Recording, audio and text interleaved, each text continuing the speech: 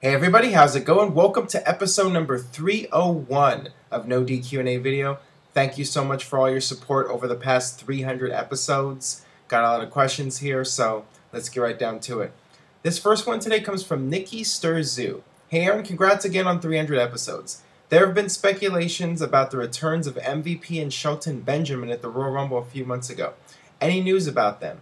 Also an opinion on it, and if and when they will come back. Thanks. Well, regarding the Royal Rumble, I mean, every year at the Rumble, there's always rumors about guys returning, and I think a lot of it is just speculation and hearsay. I think there was talk that Shelton Benjamin was going to be leaving Ring of Honor and coming back to WWE, and of course that didn't happen. It happens every year. I think that the door is definitely open for both of them to return if they choose to do so. I think WWE would love to have both of those guys back if that's something they want to do. MVP has stated publicly that the door is open for him to return, and just right now he's doing other things, and never say never. I think you could say that about both guys, and I actually do feel that there's a decent chance that both of them will be back in WWE at some point. Shelton Benjamin's got so much talent, and I think that WWE could use him. He could help out some of the up-and-coming stars, and he's just a good guy to have on your roster. And as far as MVP goes, I felt that perhaps WWE dropped the ball with him. They gave him that losing streak a couple of years ago. If he comes back now, he'll be a fresh face, and I'm sure he'll get a huge pop if and when he returns. And if WWE pushes him strong right from the get-go, MVP could be a top-tier superstar in WWE, I think. All right, this one comes from Bork Laser. Do you ever see Hulk Hogan appearing on WWE television again after he's done with TNA? If so, what role do you think he would have on TV, or do you think it would just be a one-time appearance? Please answer in video. Well, first of all, I certainly don't see Hulk Hogan wrestling in WWE again. I think that those days are over. I think that in all likelihood, we will see Hulk Hogan in a WWE ring again someday. I think it's just a matter of time. I don't see him being a regular character again. I think if Hulk Hogan comes back, it'll be something like, what they have with the other legends. Roddy Piper, Dusty Rhodes, those guys every now and then make a special appearance and do some sort of storyline with a current star. I could see Hulk Hogan doing that, and, the whole angle where a heel disrespects him.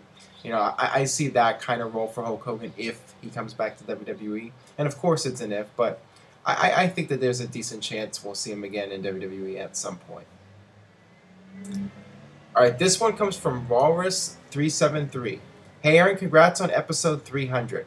RVD used to be my favorite wrestler, but now I'm thinking a WWE return would be pretty underwhelming.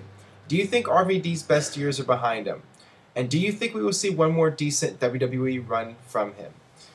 Well, of course, I think his best days are going to be behind him just because he's getting older, but never say never with RVD. I mean, the guy is capable of a lot of stuff. He's in tremendous physical shape, and it's not really fair to judge his work in TNA. I mean, clearly he wasn't putting in his best effort there. He was there for the paycheck and the money.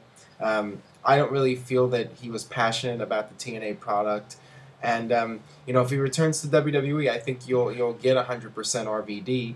And honestly, I think that that's the only way that he would return to WWE. First of all, I think that he'd have to have the right offer. They'd have to give him enough money with a light enough schedule. And then he's got to want to come back. If he wants to come back, he'll come back and give it his best effort. And I think it'll be close to the old RVD from the late 90s. I don't know if any RVD will be like the late 90s in today's WWE, but I think it'll still be very good if he comes back, and I think he'll be able to deliver to most people's expectations. All right, this one comes from BookerMan82. In your opinion, who has or had the best intro music in WWE history?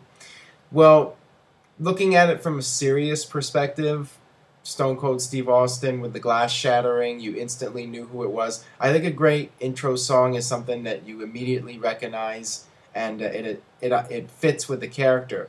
And that's one thing that Jim Johnson's been so great at, coming up with these theme songs that fit the personality of the character, like Big Show's theme, and so on and so forth. All these guys have theme songs that go with the tempo, like how they walk to the ring, what their demeanor is, and I mean, that's what makes those WWE songs so great.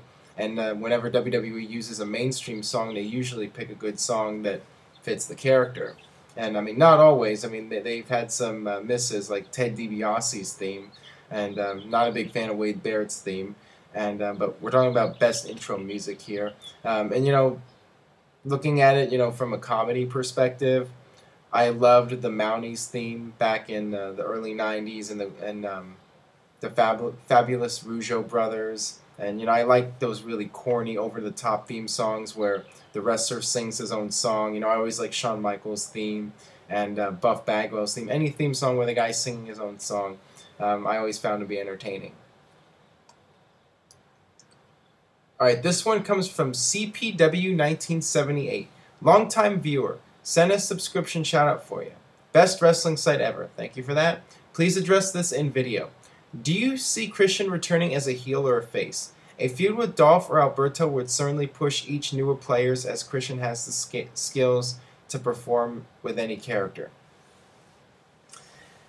Regarding Christian's return, I think it just depends on how many heels and how many faces you have at the time that he returns. I think that if there's too many heels, they'll bring him back as a babyface. If there's too many faces, they'll bring him back as a heel. Which role do I think he would be better as? I think he's just best off at being a babyface right now. I think that he's one of those guys that's been around for so many years, and I think people just naturally want to cheer for him because they've been following his career for over a decade now. And you know, he's already done the heel role. He did the whole thing with Randy Orton, the one more match, all that stuff, and I think it's a good time for him to be a babyface right now. I just think that that would be better, and certainly a feud with him and Dolph Ziggler, if Ziggler is okay from the concussion, you know, maybe a month or two from now, do Dolph Ziggler versus Christian. I think that that would be a tremendous feud. So I think it's best to put Christian in as a babyface, but I mean, it could really go either way, depending on what WWE feels they need to do to balance out the rosters with heels and faces. All right, the last one today comes from Aloe705. Hey Aaron, why weren't Armageddon 2002 or SummerSlam 2005 on your top 25 pay-per-view lists? What did you feel they were missing? I thought they were both great, with Armageddon being a little better. To be perfectly honest with you, I don't remember much about Armageddon 2000. I remember they had the Triple H and Shawn Michaels match, and they had that ladder match or whatever.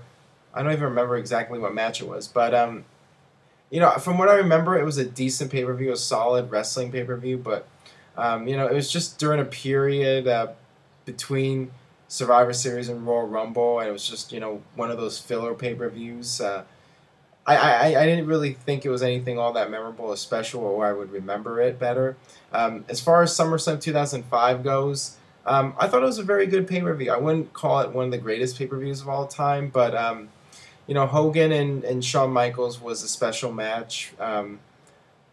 I think people were a little bit disappointed with that one because it was the whole tease that Bret Hart was going to be there, and to be honest, I think that that would have made the match even more special and would have made it more memorable. And you know, Shawn was overselling for Hogan and all that, but I mean, it was still an entertaining match. And you know, you had Eddie Guerrero, Rey Mysterio, the custody match with Dominic. I mean, that was an entertaining match. And John Cena and Chris Jericho, another very good match. So I mean, it was a very solid show from top to bottom. You know, maybe it would be in my top 30, 35 pay-per-views. I mean, it was one of the better SummerSlam pay-per-views, but you know, I don't think it was among the best of the best WWE pay-per-views. All right, that'll do it for this edition of No DQ&A Video. Thanks as always for watching. Keep spreading the word about No DQ&A Video. Just take a moment of your time. Post a link to No DQ&A Video on Facebook or Twitter. Anybody you know who watches wrestling, let them know about No DQ&A Video. Keep spreading the word. I mean, the best way to get more people watching is word of mouth. So if you guys enjoy the video today, just share it on one of the social media sites that you visit. And stay tuned to NoDQ.com for all the very latest regarding Extreme Rules. We're 1 week away now from WWE Extreme Rules, and we're overdue for something big. I mean, WWE, there hasn't really been a lot of buzz about WWE lately, so I'm hoping that for Extreme Rules, they're going to deliver a memorable pay-per-view, and we'll see something big on that show. So I'm hoping for that to happen. But stay tuned to NoDQ.com. Anything that happens, any breaking news, NoDQ.com is your source. With that being said, I'll see you guys next time for more NoDQ&A video.